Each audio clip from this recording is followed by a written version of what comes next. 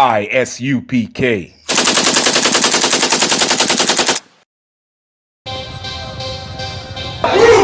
want no cowards in our camp, in our camp. Only men prepare to die.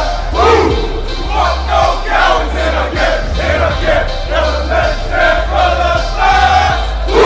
We want no cowards in our camp, in our camp. Only men prepare to die.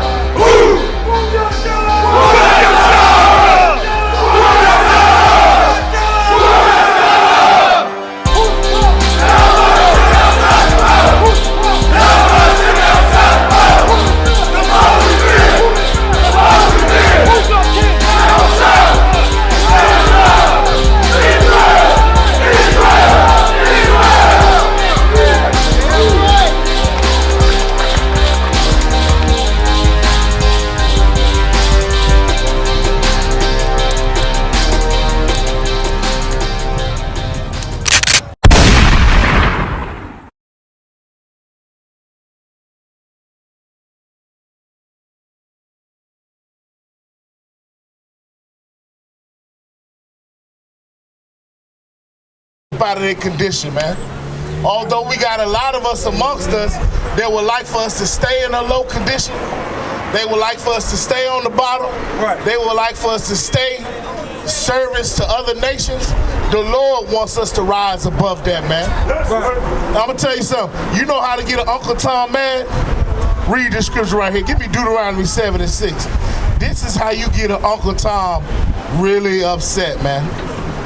And I mean, just livid, man, just ready to kill something, because what you gotta understand about the mindset of an Uncle Tom is that an Uncle Tom, deep in his soul, hate theyself, man. They hate theyself, and they hate their own kind, man.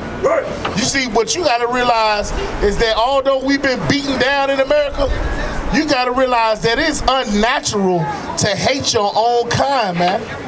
It's unnatural to hate your own kind. You notice in high school, when during lunchtime, you will naturally just gravitate to your own people. They say that we was in integrated schools and that society has progressed and all those things. But you can tell in just as simple as the lunchroom, that black people and all other nations naturally gravitate to their own kind, man. Just go to a high school, any high school, and look at the lunchroom during the lunchtime and watch how your own nation naturally gravitate to their own tables, man. So what we saying is absolutely love according to God, man, which is to love your own, man. What's wrong with that? What's wrong with preferring your own? You understand? Listen, Donald Trump is in the White House because white people prefer their own, man. Right. Don't you understand that? Right.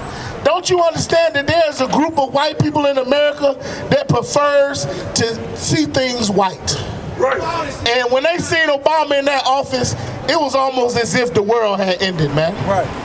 To have to see that black man in that position of power, you gotta understand that it did something to white people, and it made them just turn to who they really are. It made them go into their real tribal instinct, which is to fend for themselves and to fend their own, man. Right. That's the type of aggression black people gotta have for each other, man. Right. We gotta see Donald Trump in office, and we shouldn't get scared. We shouldn't be nervous. We shouldn't be irate. We shouldn't back down. But what we should do is be more aggressive in going after policies and things that affect us and only us, man. Right. We should be outright racist, just like Donald Trump, man. Right. You see, in the I.S.U.P.K, we outright racist. Right. Not like, you know, a KKK Ku Klux Klan rally where they just want to yell out nigger, nigger, nigger, all that time. But we racist in the sense that, listen, I'm not gonna celebrate Christmas. You understand? I'm not gonna celebrate Thanksgiving when it's time to cut that turkey open. You wanna know why? Because I'm a racist, man. Right. I'm a racist. I don't follow after white culture. I'm a racist. I prefer black culture. Right. You understand? I'm a racist in that sense. Not that you gotta go out, take a gun, and go shoot a white man. That's what white people do. Right. See, y'all understand hatred from a white man's perspective. You understand racism from a white man's perspective. How the white man shows racism is he go gets a rope, he puts it around your neck, and hangs you from a tree. Right. We ain't gotta do that to the white man, because we serve a real power, man. Do you know that the power that we serve will destroy America? Right. You understand? We are the people in Egypt, man. We are the people from Egypt, man. Right. Do you know what God did to them dirty Africans for laying their hands on us? The Lord destroyed their armies, man. Right. That's what he did, man. And I'm going to read you why. Give me Deuteronomy 7:6. Read it. God of God, for thou art a holy people unto the Lord thy God. We are a holy people to the Lord thy God. What does holy mean? What does holy mean? Holy means separate, man. Holy means different. When LeBron James is on that court, he's separate from everybody else. Do you notice that about black people?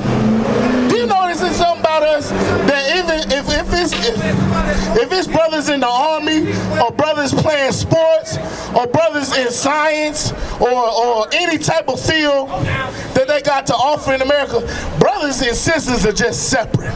Right. They just bring a special talent to it, man. They are just innovators in their mind, man. Especially from a people that come from such a low position in the earth. How when we put together our minds and we innovate, it be life-changing, game-changing, man. Right. You know, a black man invented the computer chip, man. Right. A black man invented the car engine. Right. A black man invented the stoplight, man. Right. When we put our minds to do things, when we put our minds together, we do great things, man. Yes, right. That's why the Lord said, thou art a holy people unto the Lord thy God. A possessive pronoun. Read. The Lord thy God hath chosen thee. Now this is the problem black people hate, especially Uncle Tom. Remember I told you I'm going to make an Uncle Tom, man, watch this. It's going to be like magic. The Lord chose us. Right. You understand? Meaning, no matter which way you go with it, no matter how you try to turn to the left or to the right, no matter how much you want to follow after this man or that man, the Lord chose you, black man. Right. Well, let's see what he chose us for. Read. Above all people, Read it right. the Lord thy God hath chosen thee to be a special people unto himself. Above all people. That's your burden, black man. That's what you are running from. That's what black men in America are on the full speed run from. Read it again. The Lord thy God hath chosen thee to be a special people unto himself, above all people. See, black men do not want to be above all people, man. We don't want to rule over everybody.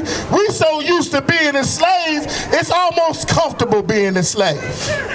You understand? It's almost comfortable being the ones that mop the floors. You understand? It's almost comfortable being the ones that change the mattress. Being the ones that warm mats of bed at night. You understand? It's almost comfortable just being the mailman, delivering the mail. We can't imagine being the actual CEO and running the company. You understand? Because that takes a little work. Right. That takes a little diligence. That takes a little discipline. That takes a little bit of standing for your own and standing for what's righteous. Right. See, black men, we really just rather just, get that little blunt and get high. I'm going to keep it 100. I'm going to keep it 100. Black men in America are content with being slaves, man. Right. Because we get a little bit of money, and with that little bit of money, guess what we get to do? Well, we get to roll a fat blunt on Saturday, boy. Right. But we work hard Monday through Friday, and ooh-wee, the white man give us $20 to go roll the fattest blunt. And we get high, and we just forget about all our sorrows. And by the time Monday come around, we about ready to be a good slave again. Right. You see, I told you I was gonna make Uncle Tom mad. Read that part again, man. God of God, the Lord thy God have chosen thee to be a special people unto himself above all people that are upon the face of the earth. You see that? You see that? That's what an Uncle Tom hates. Because with that comes responsibilities, man. That's the real truth. A black man don't want to be responsible. We are known to have a multi-million-dollar business and do what with it? Sell it to some white man. Right. White man, this is too much power for me to wield here. Oh, we give up all our substance to the white man. You understand? We do it so often. It's almost deniable at this point. What happened with BET? Who owned BET? What was the black man that owned BET? What was his name? Rob Johnson? Bob Johnson? Who owned BET now, brother? You there? White folks, man. You understand? Well, what's another Showtime at the Apollo? Who own the Apollo now, man? But black people, man, listen, that's just the truth about us, man. The Lord said, why are they a homeborn slave, man? Give me Deuteronomy 4 and 5, man. You understand? See, we brothers that, you know, we like to crack jokes, have fun. After we do this, brothers get together, we get us some strong, man, and we sip on some good drink, and we laugh, and we have time to be amongst brothers and go out and things like that. But sometimes it's time to do some serious work. You understand?